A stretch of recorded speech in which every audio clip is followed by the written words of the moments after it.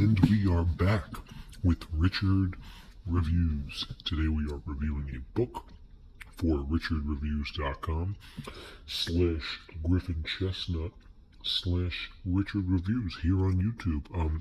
Griffin Chestnut, of course, being Richard's online YouTube channel. And here Richard is reviewing a new book for us.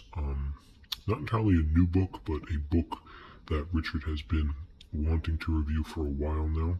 This book has been on Richard's mind, and at $5.50, you cannot go wrong. The book is titled The House of the Dead and the Gambler by Fyodor Dostoevsky. So this is a two-part book. It's basically two books in one. This is a rarity.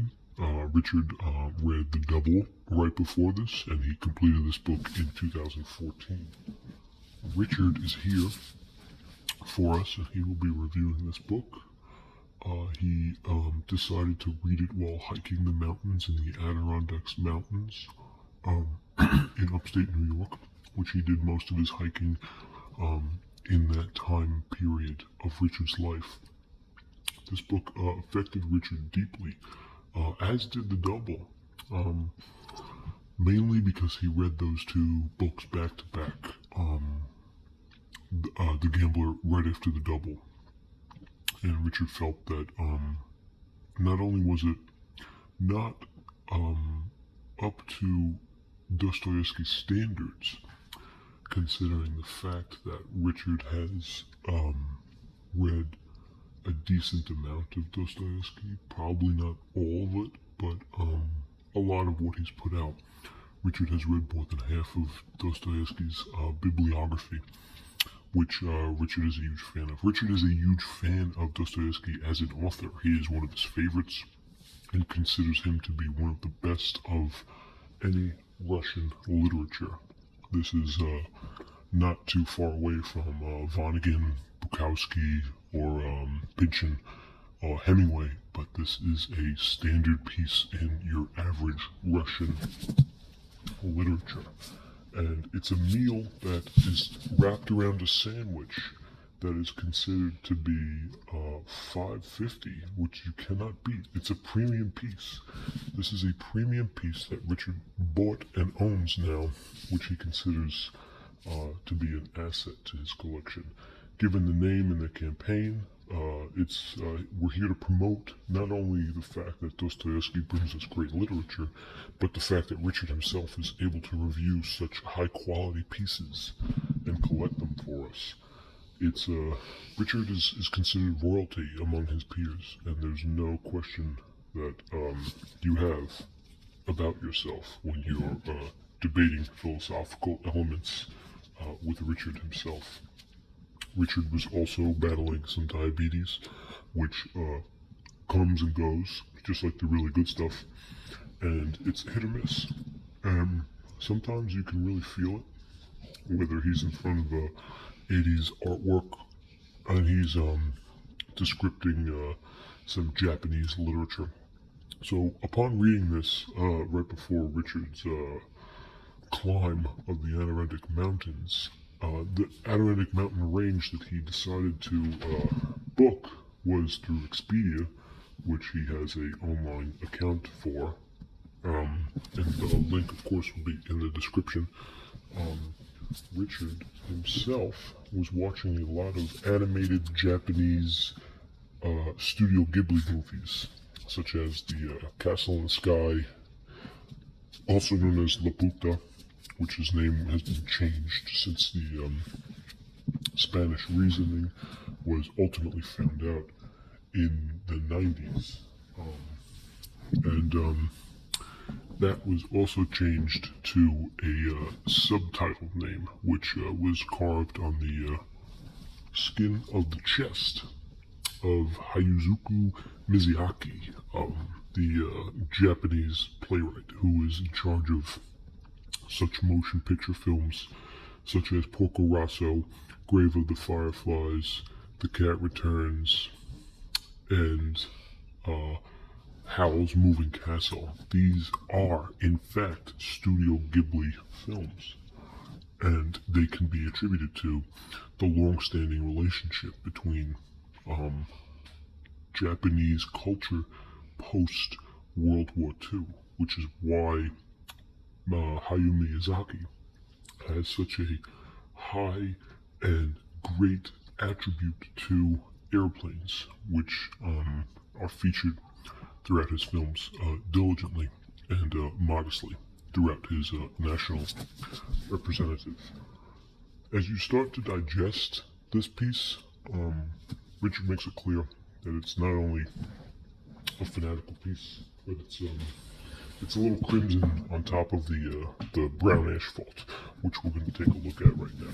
So, as we look at this piece here, this is Richard's piece. It's your standard piece. This piece was obviously collected by Richard himself through a notion of handshakes and quite dilemmas.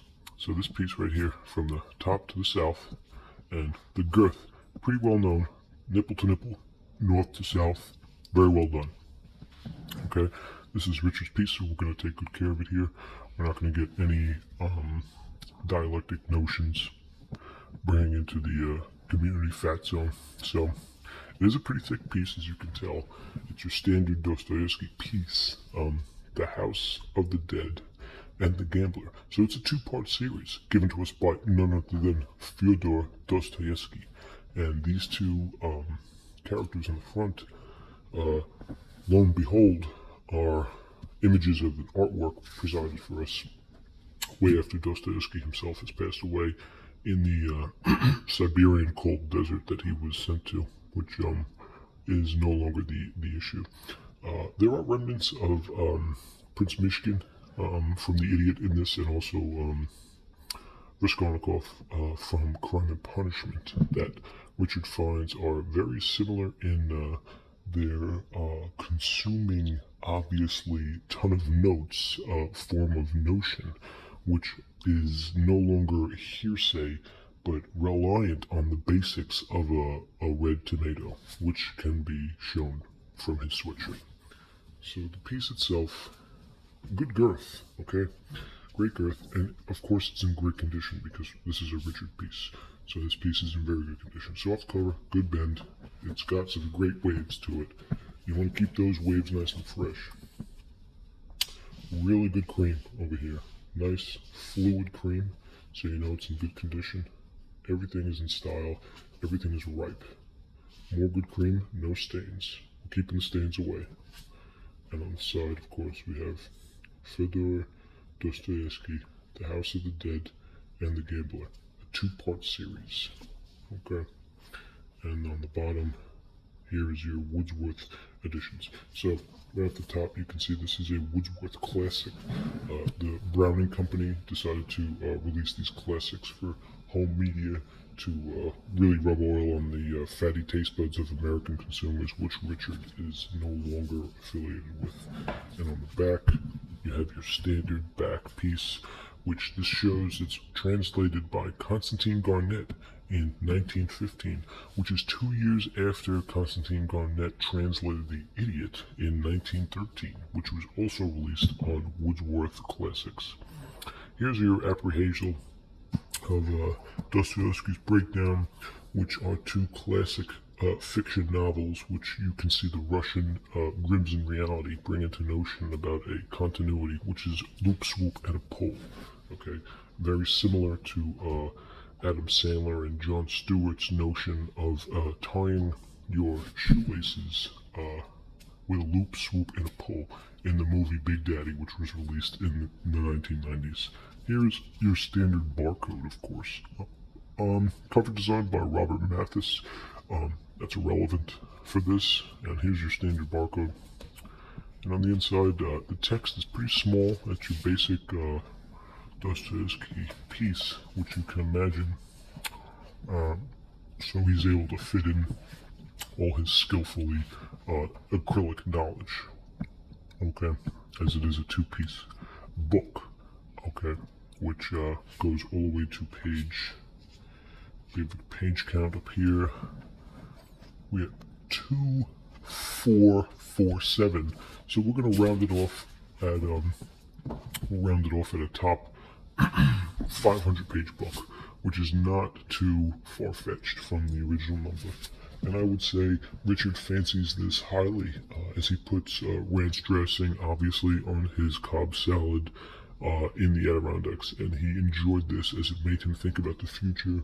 And it did not bring a sharpness to his eye, but made him think about the world in a quite sour distaste. This is Richard Reviews.